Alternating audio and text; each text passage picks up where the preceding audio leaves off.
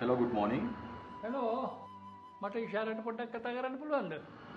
පොඩ්ඩක් එන්න. ඉෂාරා, ඔයාට කෝල් එකක්. Hello, good morning. පුතේ මම මේ තාත්තා කතා කරන්නේ. තාත්තේ. කොහොමද ඉතින්? හොඳින් ඉන්නවද දුව? මම අද ගියා ડોක්ටර් හම්බෙන්න අම්මගේ ඔපරේෂන් එක ගැන කතා කරන්න. ඔපරේෂන් එකට දින හම්බ වුණා ලබන මාසේ 10 වෙනිදා. හොඳයිනේ තාත්තේ. ළඟ දිනයක්වත් හම්බ වෙලා. අම්මා මොකද කියන්නේ? අම්මා නම් මොකුත් කියන්නේ නැහැ දුව. ඒත් මේකට දවස් 5ක් ඉස්පිතාලේ නැවතිලා ඉන්න ඕනයි කියලා ડોක්ටර් කිව්වා. ළඟ කවුරු හරි ඉන්නත් වෙයි කියලා කිව්වා. ඒකයි මම දුවට ඉක්මනට කතා කරේ. දුව එනවනේ පුතේ අම්මා ළඟ ඉන්න. හරි තාත්තේ. මම කොහොම හරි එන්නම්. අනේ ඒක හොඳයි දුවේ. අම්මත් බලාගෙන ඉන්නවා එයි කියලා.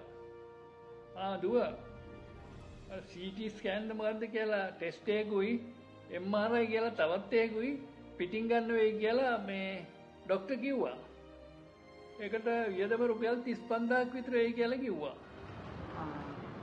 ලොකු ගාණක් යනවා නේද තාත්තේ? ඔව් පුතේ. ඒ විතරක් නෙවෙයි සමහර වේත් වර්ග පිටිනුත් ගන්න වෙයි කියලා ડોක්ටර් කිව්වා. මට තේරෙනවා තාත්තේ මේ වෙලාවේ තාත්තේ.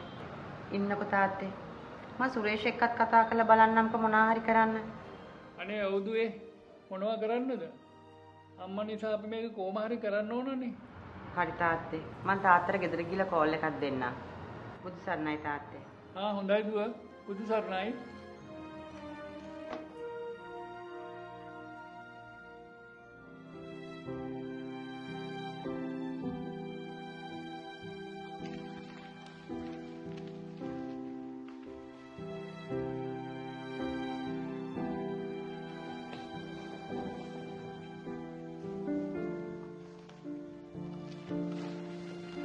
මොකද ටිකක් මූඩ් අප්සෙට් ගහලා ඔෆිස් එකේ මොකද ප්‍රශ්නද? ඔෆිස් එකේ නම් මොන ප්‍රශ්න දන්නේ? තාත්තද කතා කළානේ ඔෆිස් එකට? ඒ මොකද හදිස්සියෙම? ඇයි යන්නේ අම්මගේ ඔපරේෂන් එක? මම ඔයාලට කියලා තිබුණේ. ඒකට දින ලැබිලා. කවද්ද? ලබන මාසේ 10 වෙනිදා. ඉතින් හොඳයිනේ. ළඟ දිනයක් නේ හම්බෙලා තියෙන්නේ. ඒක නම් ඇත්ත තමයි. ඒත් වැඩේ ලේසි නෑනේ. ලොකු ගාණක් වියදම් වෙනවා. එච්චර වියදම් වෙන්න දෙයක් නෑනේ. ගාමට හොස්පිටල් එක ගැන කරන්නයි කිව්වේ. ඔව්වනේ. ඒ ටෙස්ට් එක කරන්න තියෙන පිටින්. මම මේ කල්පනා කළේ තාත්තට සල්ලි ටිකක් කොහොමද දෙන්නේ කියලා. ඇත්තද? අපිට ඉතින් බොහොම අමාරු වෙන වැඩ කටයුතු කරගෙන යන්නේ. ලොකු ගාණක් දෙන්න වේද? ඔව්වනේ. කොහොමදත් රුපියල් 50000ක්වත් හොයලා දෙන්න වෙනවා. 50000?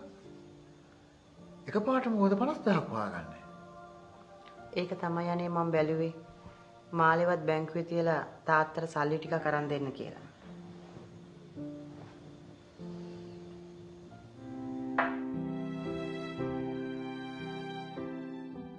රත්තරන් බර ටික බැංකුවේ තියලා කොහොමද බේරගන්නේ?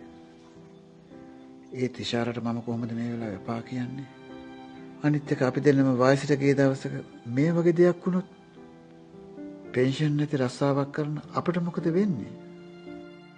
අපේ ළමයින්ට එදාට කරදරයක් නොවේ ඉන්න ස්ථිර ක්‍රමයක් ගැන අද හෙටම හිතන්න ඕනේ.